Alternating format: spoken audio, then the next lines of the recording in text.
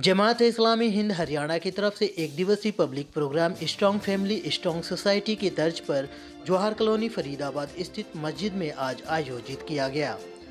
कार्यक्रम में बतौर speakers Shafi Madni member Muslim Personal Law Board national secretary Jamaat Islami Hind और doctor SQR Ilyas member Muslim Personal Law Board शूरा मेंबर जमात इस्लामी हिंद शरीक हुए।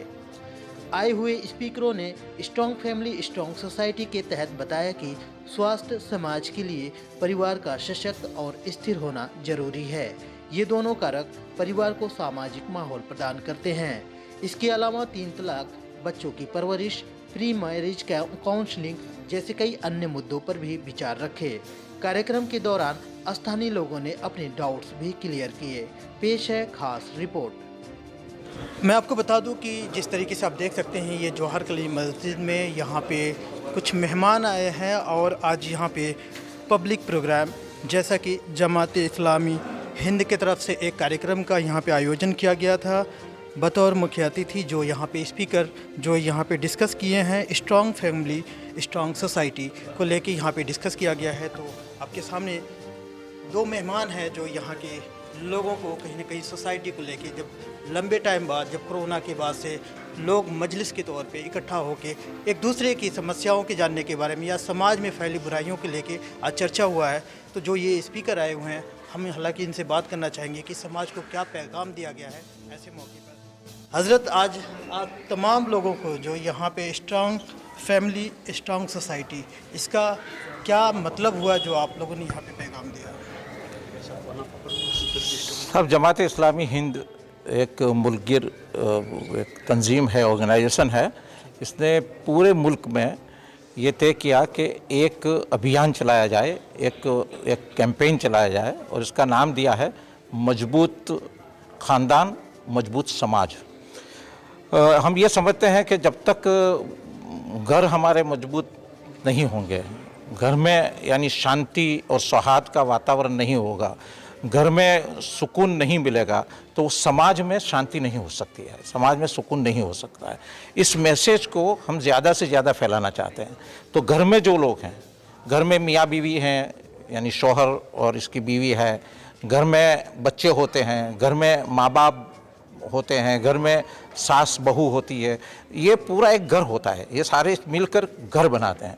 इन सारों के बीच में मोहब्बत होनी चाहिए, प्रेम होना चाहिए, विश्वास होना चाहिए, एक दूसरों के लिए कुछ कुर्बान करने का जज्बा होना चाहिए, एक दूसरे के साथ रहने का उनमें ज़्यादा से ज़्यादा उनको वो होना चाहिए कि एक साथ रहें और एक दूसरे के काम आए, एक दूसरे के लिए कुछ न कुछ कुर्बानी दें और इस तरह से वो घर को अच्छा बनाएं, घर को मिसाली बनाएं। इस्लाम ने इस बारे में बहुत सारी तालीमात दी हैं, बहुत सारी शिक्षाएं हैं इस्लाम की कि जो एक घर को बहुत अच्छा घर कैसे बनाया जाए।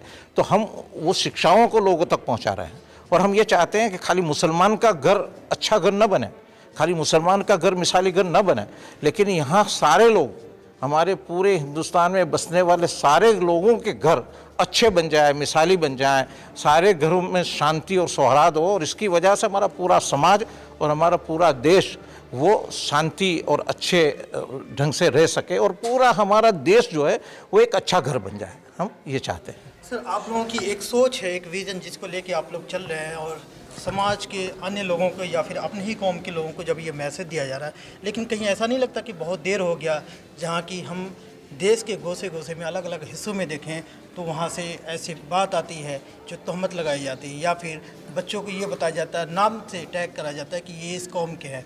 तो देर कहीं ऐसा तो नहीं है कि आप लोगों की जो ये मुहिम है लेट में चल रहा है और जो खराबियां हैं वो बहुत पहले आगे निकल गई? देखिए, खराबियां तो बहुत है, लेकिन इस तरह के अभियान हम चलाते रहते हैं। जमात इस्लामी हिंद तो मुसलसल चलती है, हर साल में कुछ इसी तरह का एक अभियान होता है।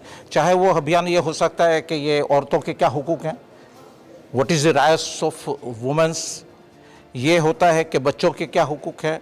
इसी तरह से ये समाज के सिलसिले के बहुत सारे अभियान चलते रहते हैं। ये काम तो हम मुसलसल करते हैं, लेकिन ये बात आपकी सही है कि जितनी ताकत से पूरे समाज को ये काम करना चाहिए। हम तो ये संदेश देना चाहते हैं कि भाई हम सारा काम नहीं कर सकते हैं, लेकिन हम एक संदेश देना चाहते हैं कि सब मिलजुल कर ये करें।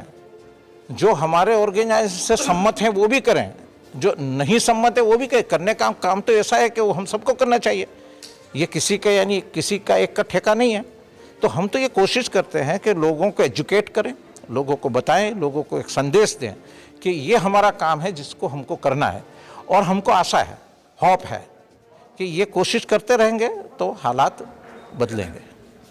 जमात इस्लामी की जो जिम्मेदारी है, मुझे लगता है कि कानूनी शिक्षाविद के तौर पे आप अपने तरीके से काम कर रहे हैं, लेकिन आपकी जो कानूनी तौर तरीके हैं काम क्यों नहीं आ रही है समाज में? नहीं, देखिए, असल में ये कहना कि काम नहीं आ रहा है, बात गलत है। अभी आपने जमात इस्लामी का जिक्र किया। देखिए, हमारे मुल्क में एक और प्लेटफॉर्म है जो तमाम मुस्लिम तंजीमों का प्लेटफॉर्म है, उसका नाम है all India Muslim Personal Law board. उसका एक मुस्तकिल शोबा है इस्लाह माशरा के नाम से, और वो ये 1972 से कायम है। और ये लगातार जमात इस्लामी भी कर रही है 1948 से, और मुस्लिम पर्सनल लॉ बोर्ड भी कर रहा है 1972 से ये कर रहा है, और उसके अच्छे नताइज हैं। मैं ये नहीं कहता हूँ कि मुस्लिम, देखिए, एक होता है प्रोपेगेंडा, एक होता है दूसरों का वो तरीक़ा फैलाने का कि मुस्लिम माशरे में बहुत तलाक़ है। ये बिल्कुल गलत बात है। आप अगर कंपेयर करना चाहेंगे, और स्टैटिस्टिक्स मौजूद है कि मुसलमानों में तलाक़ के रेशो दूसरों से बहुत कम है, लेकिन जो कुछ भी है हम उसको भी ठीक करना चाहते हैं। कहीं ना कहीं आप लोगों के बीच से ही कुछ ऐसे साथी हैं जिन्होंने अपने क्वेश्चन भी रखे हैं, जो अपने डाउट भी क्लियर और बस ख़त्म कर। डाउट जो क्लियर करना चाह रहा है, उन्होंने 3 तलाक की बात की है। 3 तलाक के लेके क्या आप उन लोगों की जो संशय था वो दूर किया है? देखिए, 3 तलाक़ का मसला भी जो है हमारे यहाँ इस्लाम ने बहुत सही से वो दिया है कि तलाक़ देने की नौबत ही ना है, उसकी भी है। लेकिन अगर तलाक़ देने की ज़रूरत महसूस हो तो 1 तलाक़ दी जाए, 1 तोहर में, और इद्दत तक इंतज़ार किया जाए।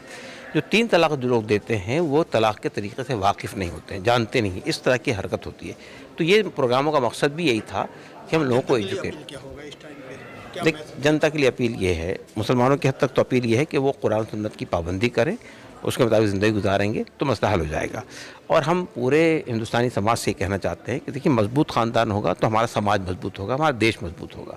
इसलिए ख़ानदान को मजबूत होना चाहिए, उससे देश भी मजबूत होगा, उससे समाज। देश दुनिया की हर लेटेस्ट खबर देखने के लिए सब्सक्राइब करें हमारे चैनल PNN को, और साथ ही बेल आइकन दबाना ना भूलें।